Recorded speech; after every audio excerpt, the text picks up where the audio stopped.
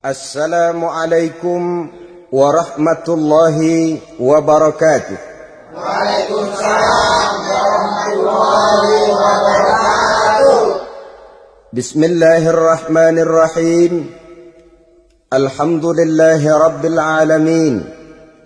Wassalatu wassalamu ala ashrafil anbiya'i wal mursalin. Sayyidina wa maulana Muhammadin wa ala alihi wa ashabihil mujahidin at-tahirin, amma ba'du. Saudara-saudara kaum muslimin rahimakumullah. Setiap orang dalam kehidupan ini selalu berusaha mencari sesuatu yang bernama bahagia. Setiap hari sejak matahari terbit di sebelah timur, yang disambut dengan kicau murai di dahan dan kokok ayam di kandang, dunia ini penuh dengan berbagai macam kesibukan. Sejak dari petani yang turun ke ladang, pedagang yang berangkat ke pasar, pelajar yang menuju sekolah, sampai kepada pegawai yang berangkat ke kantor, seluruhnya tidak lain untuk mencari sesuatu yang bernama bahagia. Setiap orang menginginkan kebahagiaan dan tidak seorang pun menginginkan kesengsaraan dalam kehidupan ini. Namun nyatanya tidak setiap orang yang ingin bahagia mengetahui jalan yang harus ditempuhnya untuk sampai kepada kebahagiaan itu. Maka pada kesempatan pertemuan kali ini saya ingin menyampaikan sebuah hadis dari junjungan kita baginda Nabi besar Muhammad sallallahu alaihi wasallam yang termuat dalam kitab Mukhtarul Ahadits An-Nabawiyah, di mana beliau bersabda, arba'un min sa'adatil mar'i. Ada 4 perkara yang merupakan tanda dari orang bahagia. Saya mau tanya, di antara saudara-saudara yang hadir di sini, apa ada yang kepengen jadi orang sengsara? Seluruhnya tentu ingin mendapatkan kebahagiaan. Maka menurut resep dari Nabi kita, tanda orang bahagia itu 4. Jadi kalau saudara ingin bahagia, harus mempunyai 4 perkara ini. Yang pertama, orang bahagia itu kata Nabi, darun wasi'un. Punya rumah biar bagus asal gede. Enak ngaturnya. Daripada sudah punya rumah kecil, adanya di pinggir kali, gubuk, kalau hujan bocor, miring lagi, kiamat. Loh, kalau gitu Islam materialis dong. Hadis ini boleh diartikan dengan makna hakiki, arti yang sebenarnya.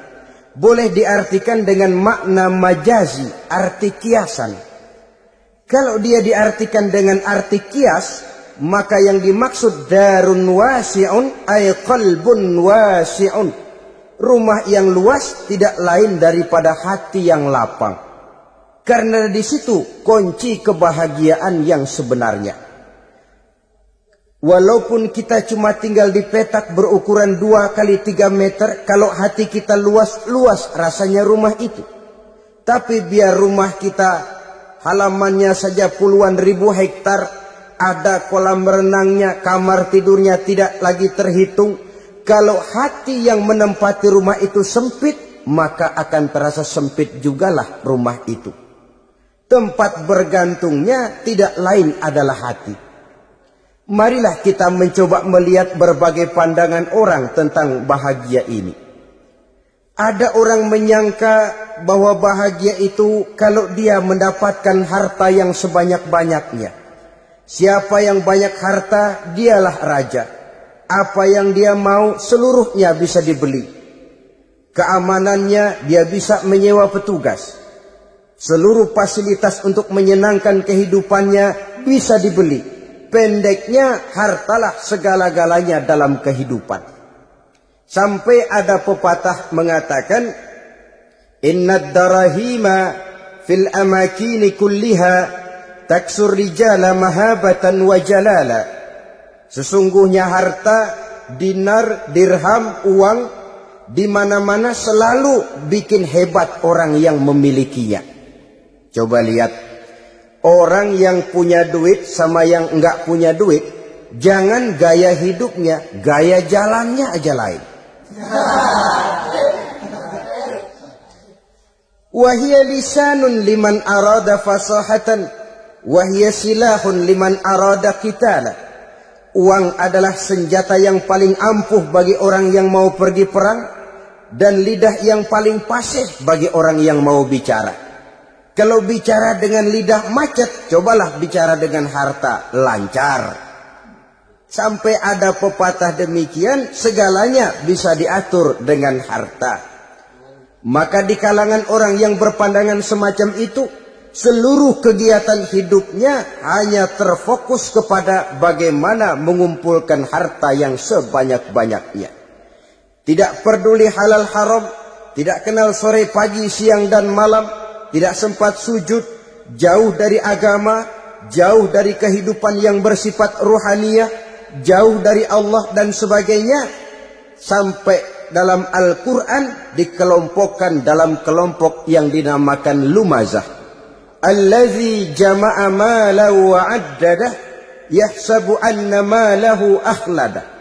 Mereka mengumpul-ngumpulkan harta sebanyak-banyaknya dan menyangka bahwa harta yang banyak itu dapat mengekalkan hidupnya, mengekalkan kekayaannya, mengekalkan kebahagiaannya.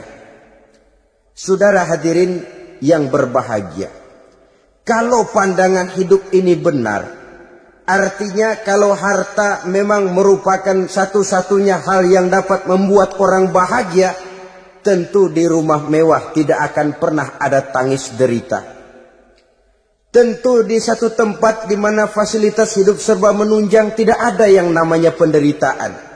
Tapi suka dan duka, sedih dan gembira, senyum dan tawa adalah milik setiap orang. Baik dia punya harta maupun dia tidak punya harta. Nyatalah bahwa harta semata-mata bukan merupakan jaminan bahwa orang akan bahagia. Walaupun tanpa harta orang sulit untuk bahagia. Saya mau cerita, ada orang super kaya.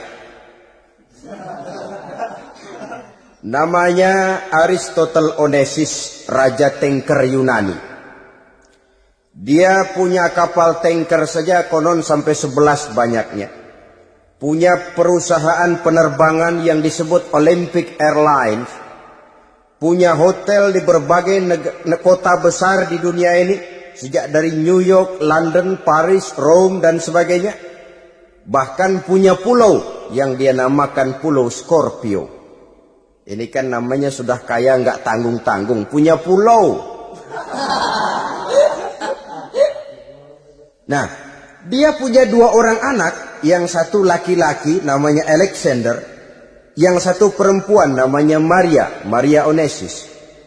Seluruh harapannya tertumpah kepada anak lakinya Alexander ini.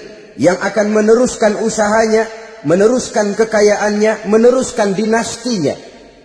Apa yang terjadi?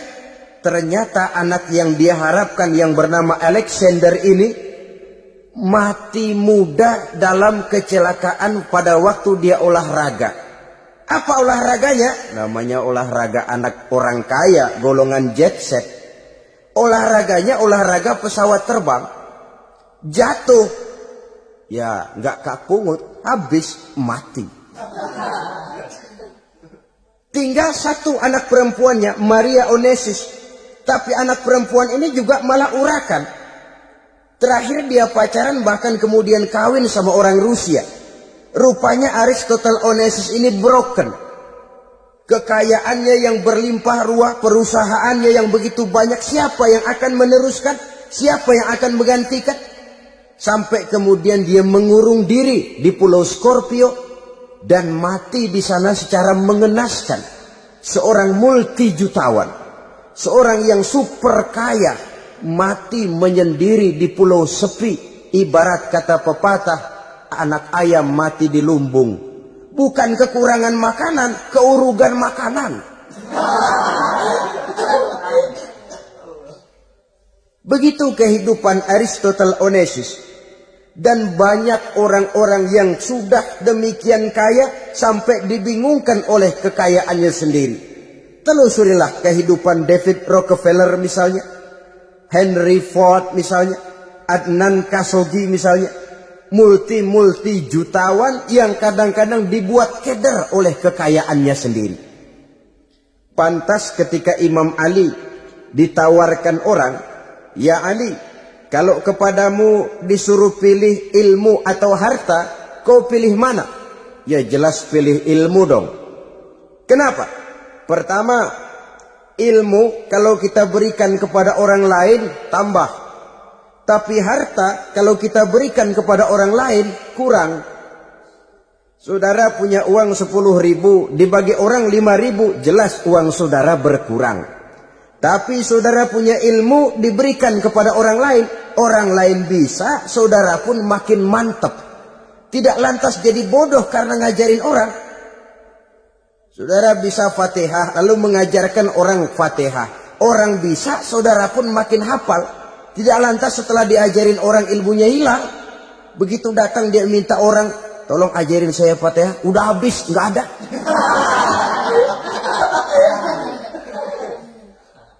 Yang kedua kata Imam Ali, ilmu menjaga kita. Kalau harta kita yang harus jaga. Makin banyak ilmu makin terpelihara diri seharusnya.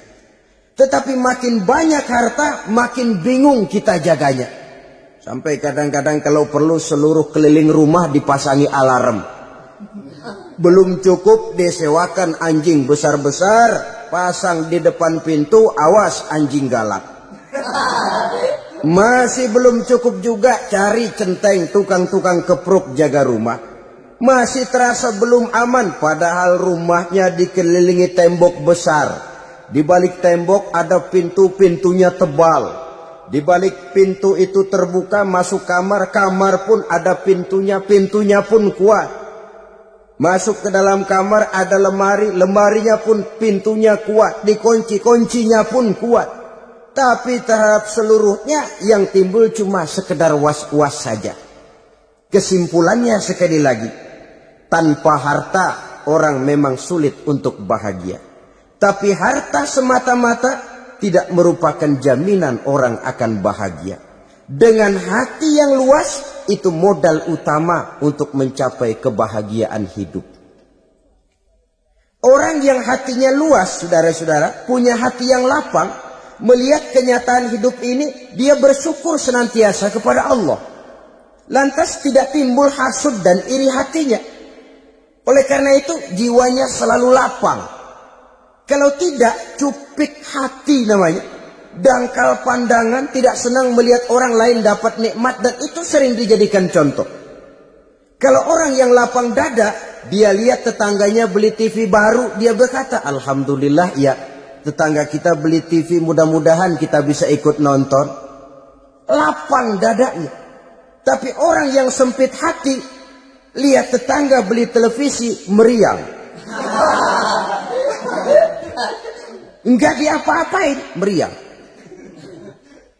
Besoknya dengar tetangga beli motor, makin sakit, ke rumah sakit. Lalu di rumah sakit dengar tetangganya beli mobil, mati. Disiksa oleh perasaannya sendiri. Orang kalau hati sudah sempit dalam hidup, kemanapun dia pergi, sempit rasanya medan kehidupannya. Kemudian kita melihat juga ada orang yang menilai bahwa bahagia itu katanya kalau punya kedudukan yang tinggi, pangkat yang agung, wibawa yang besar. Mungkin betul, tapi mungkin juga tidak. Bergantung kepada hati orang yang punya pangkat itu. Sama dengan harta tadi. Harta akan membawa bahagia kalau dia jatuh ke tangan orang yang berhati lapang. Tapi harta akan jadi bencana kalau jatuh ke tangan hati orang yang sempit. Pangkat akan membawa bahaya kalau jatuh di tangan hati orang yang sempit. Lebih dari itu, kenyataan mengajarkan kepada kita bahwa ternyata pangkat dan jabatan tidak selamanya memberikan kebahagiaan dalam kehidupan. Bahkan resikonya kelewat besar. Beberapa bukti kita bisa ambil dari para pemimpin dunia yang menjadi korban lantaran pangkat dan jabatan yang disandangnya. Saudara ingat Presiden Abraham Lincoln dan John Kennedy dari Amerika? Dibunuh orang. Park Chung-hee dari Korea Selatan, Ziaur Rahman dari Bangladesh, Anwar Sadat dari Mesir, terakhir Indira Gandhi dari India, menjadi korban dari pangkat dan jabatan yang disandangnya dari orang-orang yang tidak senang dia memegang jabatan itu. Dia akan mudah mengundang bencana. Sehingga pantas kalau seorang presiden terkemuka Amerika, Harry Truman namanya, dia mengatakan jabatan presiden itu, kata dia, seperti orang nunggang macan, naik macan. Harus kita taiki, kalau enggak dia bakal nerekam kita, ngeri katanya. Mini kompilasi channel. Adapun orang yang hatinya lapang, kalau dia menerima pangkat dan jabatan, dianggapnya itu satu kesempatan untuk berbuat baik. Tapi orang yang berhati sempit, menerima pangkat dan jabatan, bukan kadang-kadang menerima, malah berusaha setengah mati mencapai dengan segala cara. Kalau perlu jilat atas, jilat atas. Jadi golongan sumuhun dawu. Jadi kelompok kulon nuwun, yes sir, yang kerjanya cuma oke bos. Kalau perlu jilat atas, jilat atas. Kalau perlu injak yang bawah, injak yang bawah. Perlu sikut kiri kanan, sikut kiri kanan. Yang penting pangkat dapat, jabatan dapat. Orang yang semacam ini, kalau sudah mempunyai pangkat dan jabatan, biasanya dia tidak menganggap itu sebagai amanah, tidak menganggap sebagai kesempatan berbuat baik, tapi malah kesempatan untuk memperturutkan hawa nafsunya yang dilatar belakangi oleh kesempitan hatinya tadi. Apalagi kalau orang memperoleh pangkat karena banyak mengeluarkan uang. Seakan-akan pangkat dan jabatan itu sekarang macam proyek, pakai tender. Siapa yang berani bayar segini, naik. Nggak berani, minggir.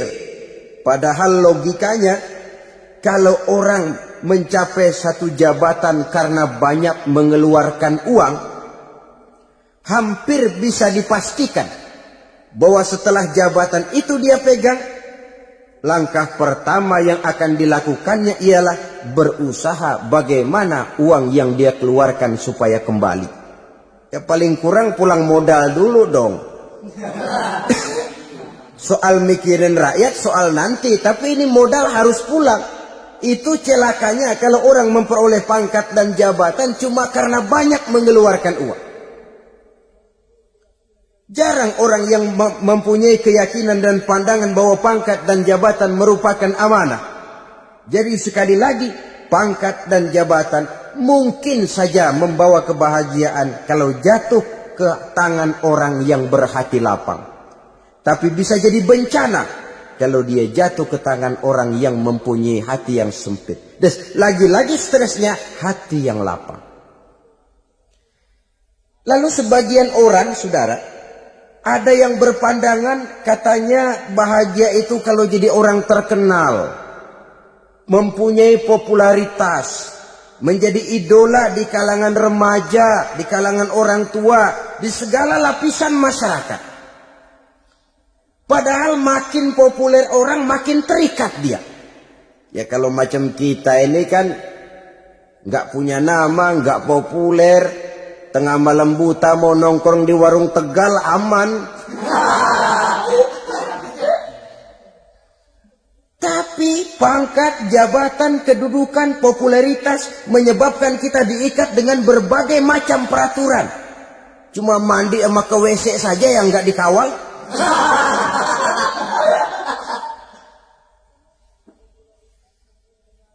Benarkah popularitas, ketenaran membawa kebahagiaan? Mungkin. Ya, tapi mungkin juga tidak. Kenapa?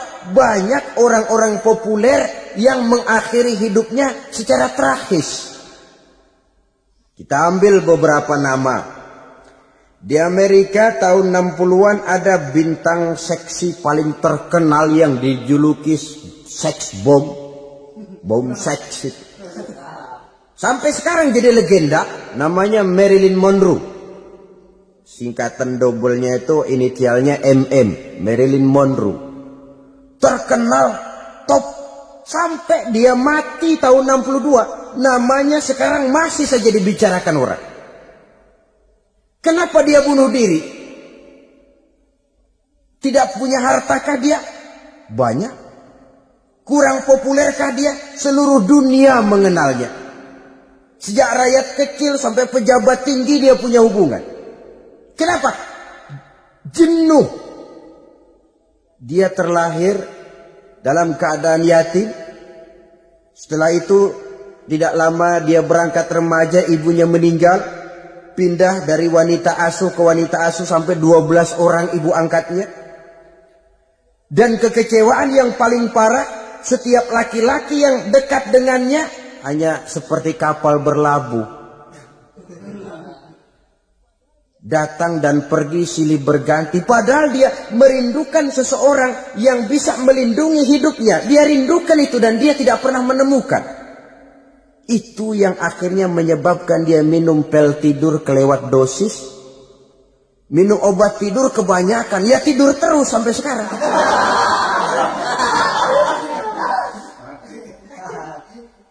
Dia mengakui, saya telah memiliki ketenaran, tapi saya tidak pernah hidup dalam ketenaran itu. Saya pandai main sandiwara, tapi saya ingin hidup dalam alam yang real sebagaimana umumnya orang. Itu yang dia rindukan. Menyusul jejak yang namanya Marilyn Monroe ini, Billie Holiday, saudara kenal tentu, di rumah sakit dirawat. Dia juga minum obat overdosis, mati lagi. Jimi Hendrix minum obat tidur overdosis kelewat batas, mati lagi. Lalu yang menghanyutkan diri di danau, Janis Joplin dan Brian Jones. Ini orang-orang populer, orang-orang terkemuka yang mengakhiri hidup secara tragis. Bukan karena tidak terkenal, mungkin karena sudah saking terkenalnya. Contoh paling belakangan, Bruce Lee. Wah, ini tukang-tukang kepruk tentu kenal siapa dia. Sampai sekarang pun tabir kematiannya masih merupakan misteri. Dan yang masih hidup juga menunjukkan gejala yang aneh. Michael Jackson. Rumahnya di Beverly Hills itu dijaga sedemikian rupa. Dan dia selalu curiga kepada setiap makanan. Harus steril, bersih dari segala macam kimia. Kemana dia pergi? Itu tukang-tukang kepruk sudah selalu menjaga dan mengawal. Dan dia seakan takut menunjukkan mukanya yang asli. Hingga kalau tampil ke tengah di luar show, dia kadang memakai pakaian yang tidak menunjukkan dia yang sebenarnya. Takut dikenali orang. Ternyata popularitas sering jadi momok yang meracuni kehidupan manusia. Oleh karena itu, benarlah junjungan kita pada saat beliau mengajarkan orang akan bahagia kalau dia mempunyai hati yang lapang. Nah, sekarang masalahnya untuk mendapatkan hati yang lapang caranya bagaimana? Kita kembali kepada konsep Quran. Allah mengajarkan, ala inna bi dzikrillahi tatmainnul qulub. Ketahuilah bahwa dengan banyak mengingat Allah, hati akan tenang. Jiwa akan lapang. Dengan kata lain, dekat dengan agama. Merasakan kehadiran Allah dekat dalam hidup. Itu muara pertama untuk mencapai hati yang lapang. Ala inna bi dzikrillahi tatmainnul qulub. Jangan macam orang sekarang ingin mendapatkan ketenangan lalu tapak di puncak gunung, di gua-gua, di tempat sepi. Iyalah kalau nggak ada ular. Kalau Kalau tergigit ular berbisa, ketenangan belum, mati jelas itu. Islam positif untuk mendapatkan ketenangan. Ala inna bizikrillahi tatmainnul qulubi. Bahwa ketahuilah bahwa dengan banyak mengingat Allah, hati akan tenang, jiwa akan lapang, nuansa pikiran akan luas. Karena yang namanya bahagia ada dimanapun manusia berada. Di kampung ada bahagia, di kota ada bahagia. Di ngarai, di lembah, di gunung, di hutan, di lautan, di angkasa luar. Dimanapun bahagia itu ada kalau kita bermodalkan hati yang lapang ini. Dan hati akan lapang kalau kita dekat dengan agama. Dekat dengan harta buat sementara hati mungkin tenang. Tapi ketenangan yang relatif dan temporer. Apalagi orang tiap kali tambah harta, tiap kali tambah rencana. Itu wajar. Mungkin sebelumnya saudara berpikir, kalau punya duit 5.000 enak nih. Begitu punya duit 5.000, aduh sayang kalau 10.000 aja. Tiap kali tambah harta, tiap kali lain rencana. Makin banyak rencana, makin menjauhkan kita dari yang namanya ketenangan.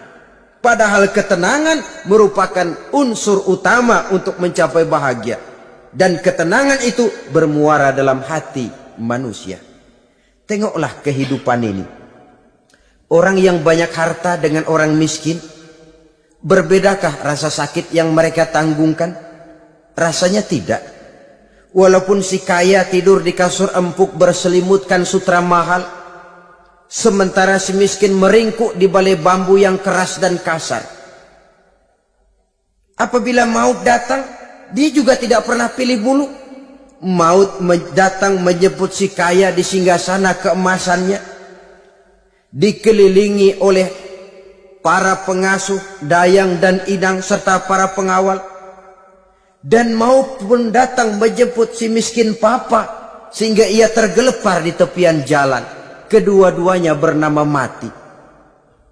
Kalau nyata bahwa sakit yang ditanggung si kaya tidak beda dengan sakit yang ditanggung si miskin, bukan harta semata yang membuat orang bahagia. Hati yang tenang, jiwa yang lapang penuh kedamaian. Karena banyak berzikir dan mengingat Allah, itu merupakan modal utama untuk mencapai sesuatu yang bernama bahagia. Yang kedua sekarang, tanda orang bahagia menurut baginda Nabi, markabun syariah. Orang bahagia itu kata beliau punya kendaraan biar cepat asal lancar. Artinya kemana dia mau pergi mudah. Apa maksud hadis ini? Kalau kita kaji lebih dalam, kendaraan itu kan alat transportasi.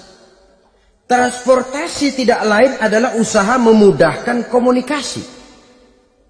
Pindah dari situ kepada teori bahwa manusia adalah zon political, makhluk bermasyarakat yang tidak bisa memenuhi kebutuhan hidupnya secara sendirian. Kita memerlukan keberadaan orang lain dalam kehidupan ini. Untuk memakai baju saja kita sudah perlukan petani yang tanam kapas, pabrik yang memintal kapas jadi benang, pabrik yang menenun benang jadi kain, sampai kepada mesin jahit, sampai kepada tukang jahit. Itu cuma untuk memakai pakaian saja. Tidak seorang pun di antara kita yang sanggup memenuhi kebutuhan hidupnya secara sendiri. Kita perlu orang lain. Maka kebebasan dalam arti mutlak, kebebasan tanpa batas, itu tidak mungkin ada dalam kehidupan. Karena kita mengadakan yang disebut interaksi sosial.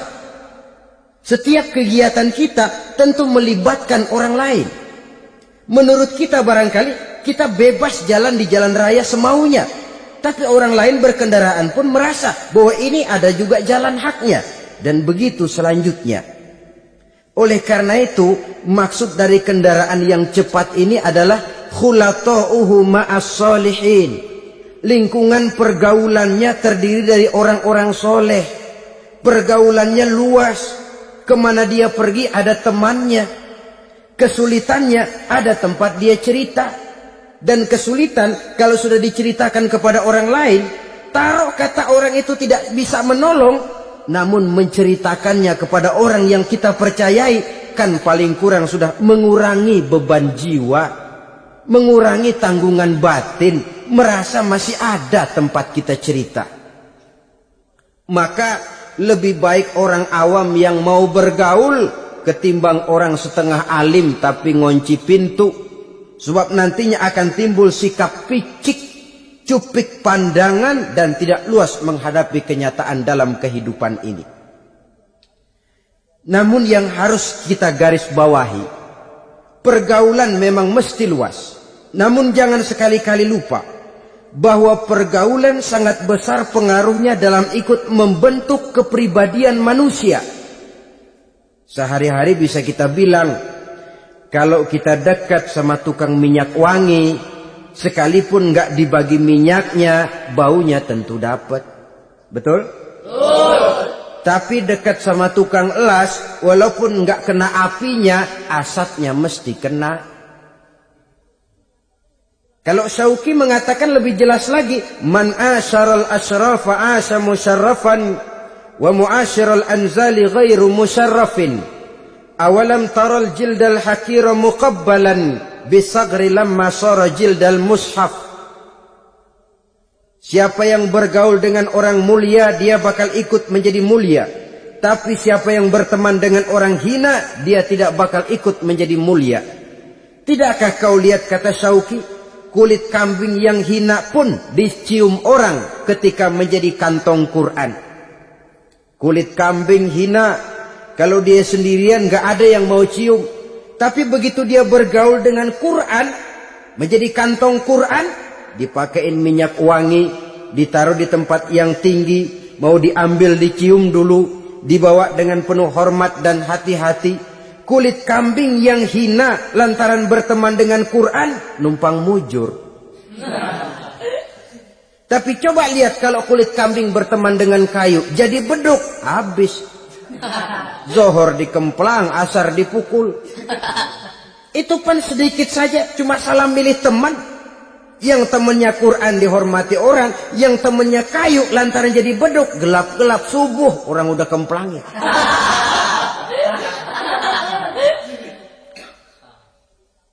Maka terutama kepada adik-adik remaja yang masih mencari identitas diri, yang ibarat kaset masih kaset kosong, mudah diisi oleh apapun, pandai-pandailah memilih teman dalam bergaul. Karena banyak orang yang tadinya baik-baik, ketika terseret dalam pergaulan dengan orang yang tidak baik, kebaikannya menjadi lentur dan luntur. Tapi berapa banyak bajingan-bajingan tengik, orang-orang yang berlumur noda dan dosa, tiap hari melakukan maksiat, namun bergaul dengan orang yang baik-baik, pada akhirnya sedikit demi sedikit beringsut dan berangsur dia terbiasa mengikuti kebaikan-kebaikan. Saya tekankan ini kepada remaja karena mereka masih mencari identitas diri. Apa yang mereka lihat mereka mau, apa yang mereka dengar mereka ingin tahu. Coba lihat kehidupan remaja. Pulang nonton film Rambo, pengen jadi Rambo, gagah, maunya belekai melulu. Pulang nonton film Superman, pengen bisa terbang. Pulang nonton India, nyanyi melulu.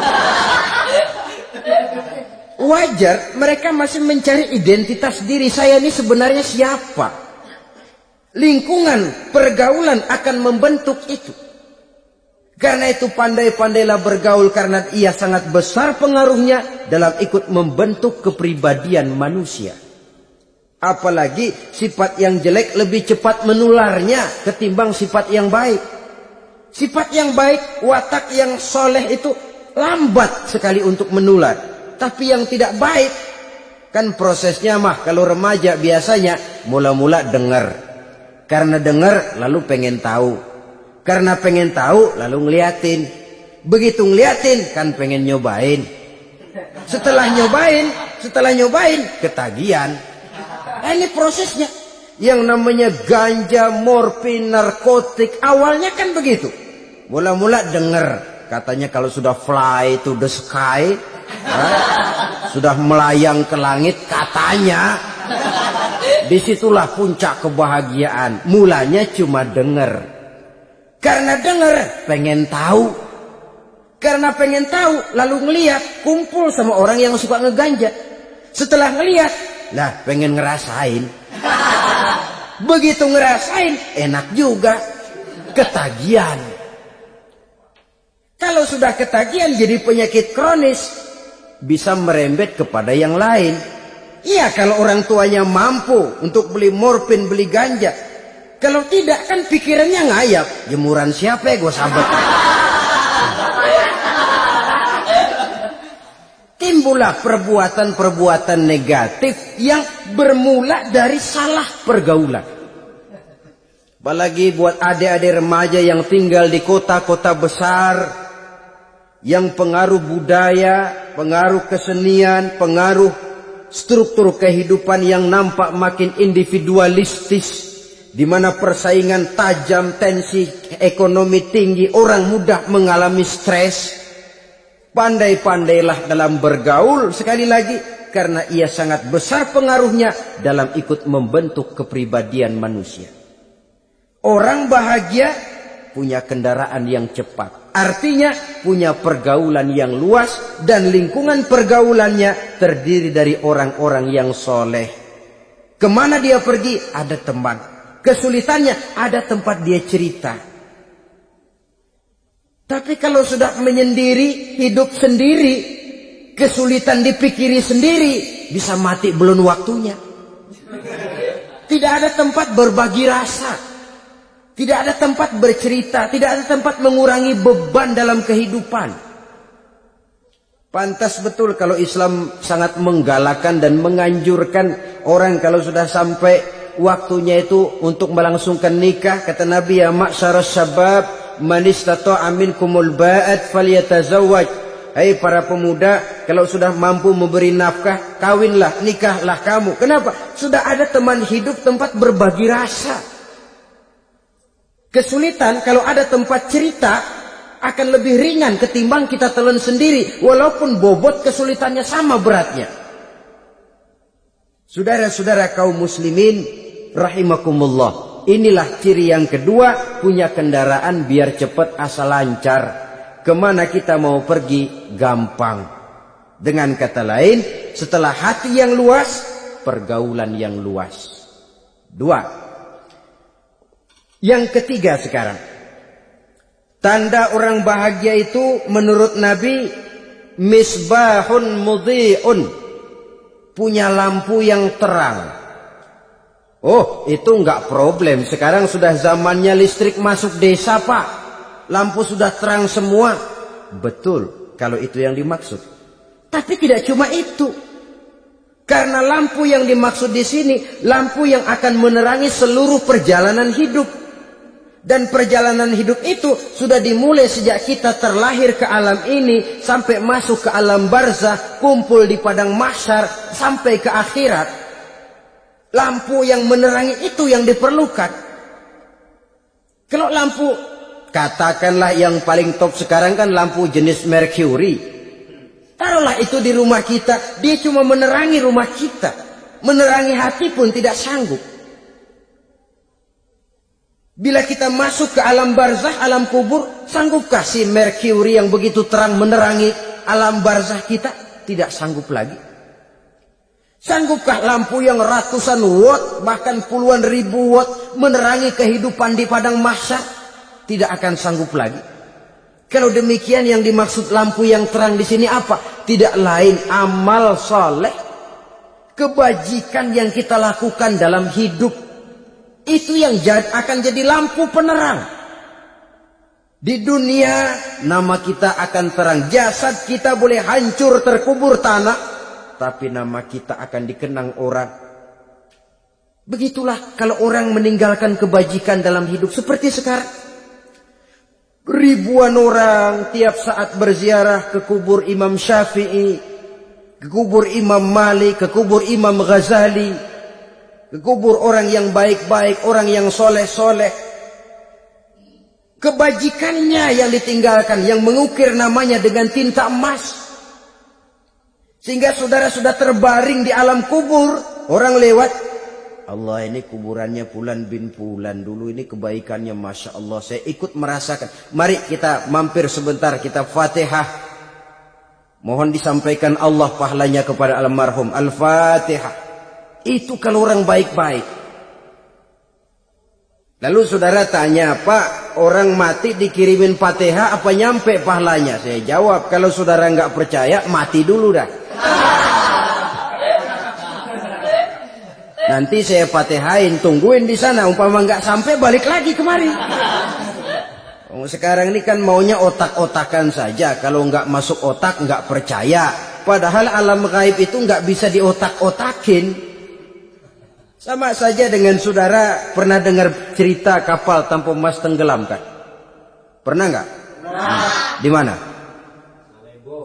Ya, di laut Masalembo. Begitu ketampung emas tenggelam, ratusan penumpang itu terjun ke laut, dipermainkan gelombang, berjuang menghadapi maut itu. Orang lagi timbul tenggelam di lautan, dihantam ombak, kita tengokin pakai helikopter. Pak, lagi timbul tenggelam ya? Iya, tolongin.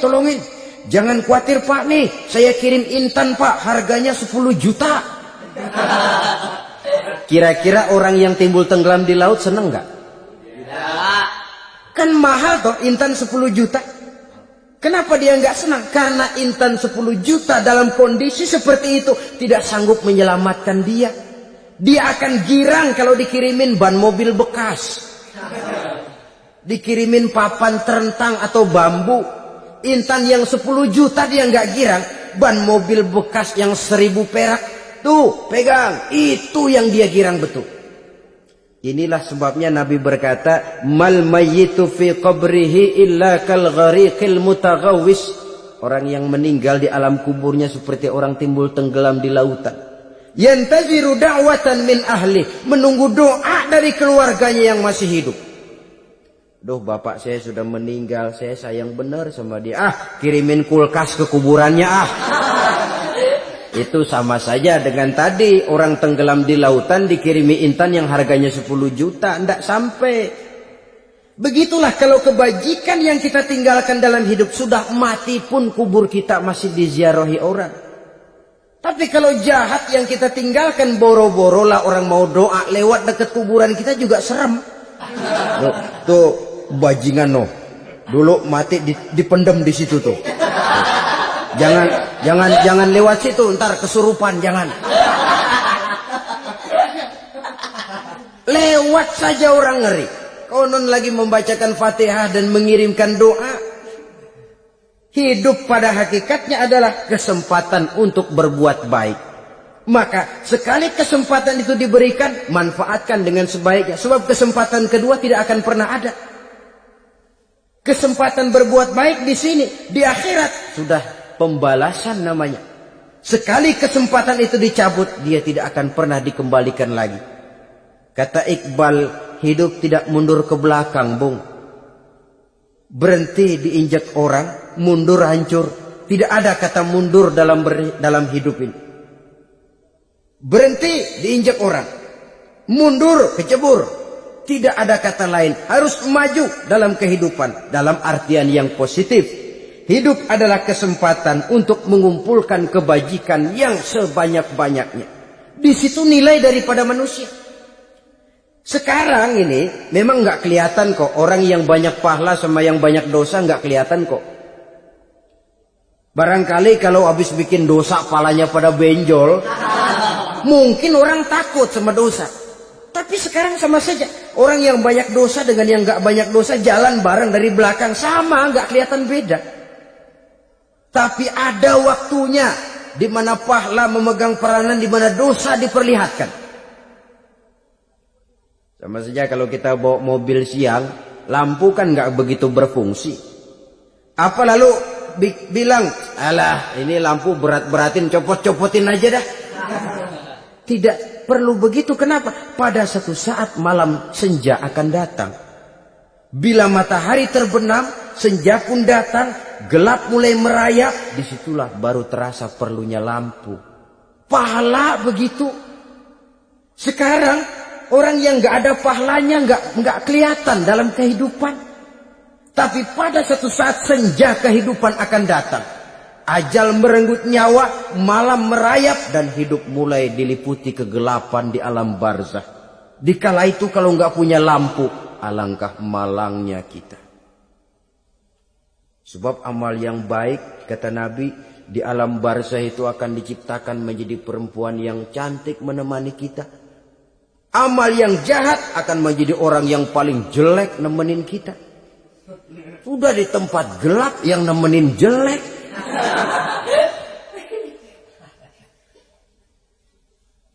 Kaum muslimin rahimakumullah. Kalau demikian masalahnya, tergantunglah kita pandai memanfaatkan waktu. Al-waktu kasaif, waktu itu cepat sekali. Yang namanya waktu itu tahu-tahu. Tahu-tahu udah tahun 87. Tahu-tahu udah begitu. Tahu-tahu yang kemarin anak-anak, sekarang udah pada punya anak. Tahu-tahu saja itu. Begitu cepat waktu berlalu.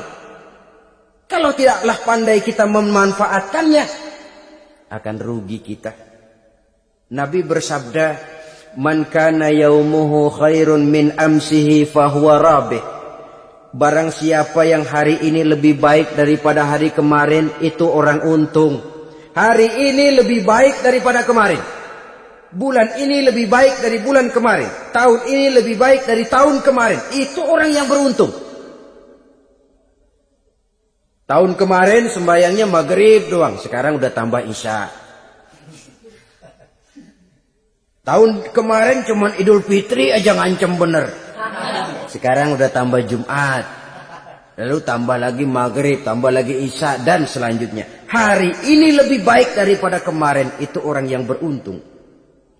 Wa man kana yaumuhu mislu amsihi fahuwa khasir.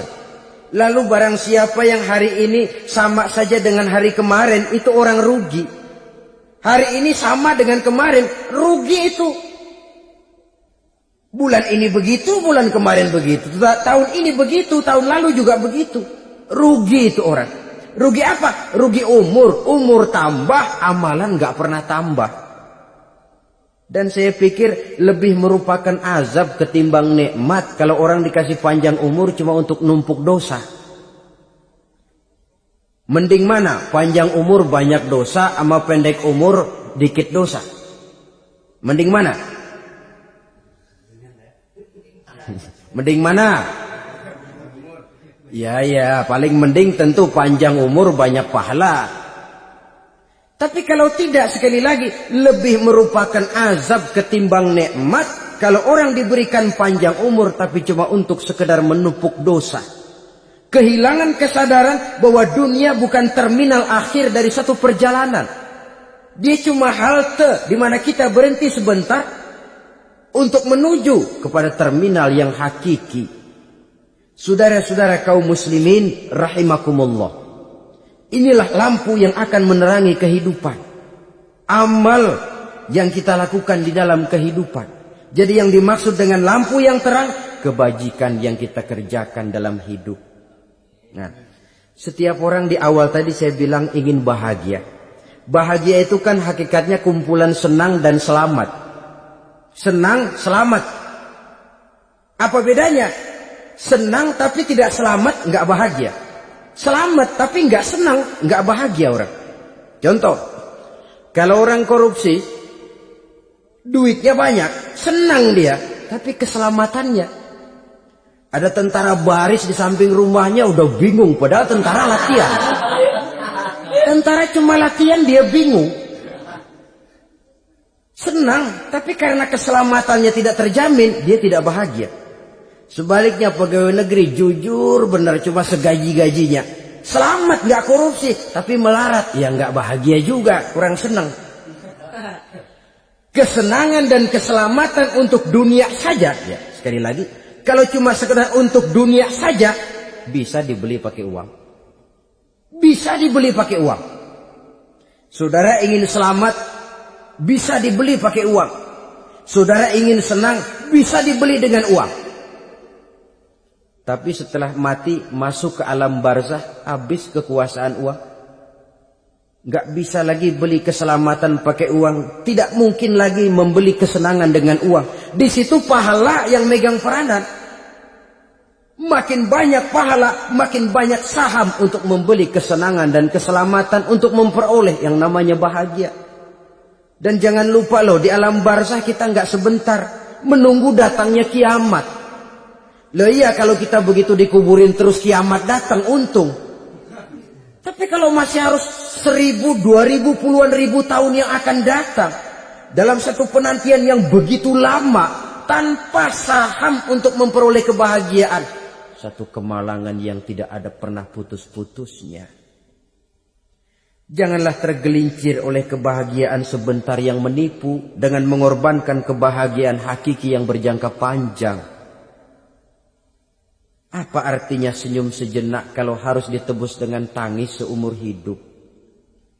Biarlah kita minum jamu, pahit memang, getir memang, tapi kan besok badan sehat.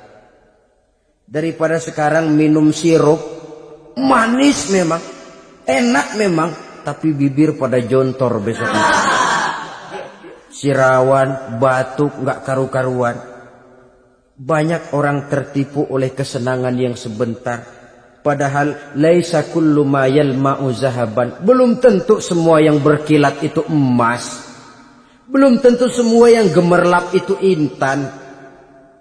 Karena itu, marilah manfaatkan kesempatan yang diberikan Allah ini untuk mengumpulkan kebajikan yang sebanyak-banyaknya. Yang terakhir sekarang, yang keempat, tanda orang bahagia kata Nabi. Zaujatun salihah. Orang bahagia itu tanda yang keempat kata Nabi, punya istri biar cakep asal taat. Sudah surga itu sudah. Cakep, taat. Istri kayak gitu, kalau belum mati jangan dikuburin dulu itu. Sudah cakep, taat lagi. Tapi kadang-kadang enggak, udah jelek ngadat melulu. Apa yang mau dipilih? Sebab itu Quran mengatakan, istri pakaian untuk suami, suami pakaian untuk istri. Kenapa suami istri diibaratkan pakaian? Alangkah tingginya gaya bahasa Quran ini. Suami istri teman hidup, hidup perjalanan panjang. Sejak kita dalam rahim sudah ada hidup kan di sini. Sampai ke alam dunia, masuk ke alam barzah, kumpul di padang mahsyar, sampai menuju akhirat, itu perjalanan hidup. Carilah istri atau suami teman hidup yang membawa manfaat tidak hanya kehidupan di dunia ini, sampai di alam barzah, sampai di padang mahsyar. Suaminya mungkin meninggal lebih dulu, atau istrinya mungkin meninggal lebih dulu. Tapi suami atau istri yang masih hidup berbuat kebajikan. Suami saya meninggal, ada hartanya, saya sedekahkan, niat pahala untuk almarhum suami saya. Ini teman hidup. Tidak dibatasi dan tidak bisa dipisahkan oleh maut sekalipun. Zohirnya mungkin pisah, badannya mungkin pisah, tapi hatinya, jiwanya, kebersamaannya dalam menghadapi kehidupan. Karena itu, saudara-saudara, bahasa Quran indah. Suami istri diibaratkan seperti pakaian. Apa fungsi pakaian? Pertama, pakaian jadi kebanggaan. Artinya, suami harus menjadi kebanggaan istri, istri harus jadi kebanggaan suami. Yang kedua, pakaian itu kan fungsinya menutup aurat. Artinya, sesama suami istri harus saling menjaga kekurangan masing-masing. Jangan malah sesama suami istri saling membongkar rahasia dan aibnya sendiri-sendiri. Istrinya diceritain jeleknya di mana-mana, atau suaminya dibongkar rahasianya di pasar umum. Itu sudah tidak lagi berfungsi sebagai pakaian. Kenapa semua ini diperlukan? Karena kita menyadari bangsa yang baik terdiri dari masyarakat yang baik. Masyarakat yang baik merupakan susunan dari warga yang baik. Warga yang baik adalah terdiri dari rumah tangga yang baik. Dan rumah tangga yang baik merupakan susunan dari pribadi yang baik.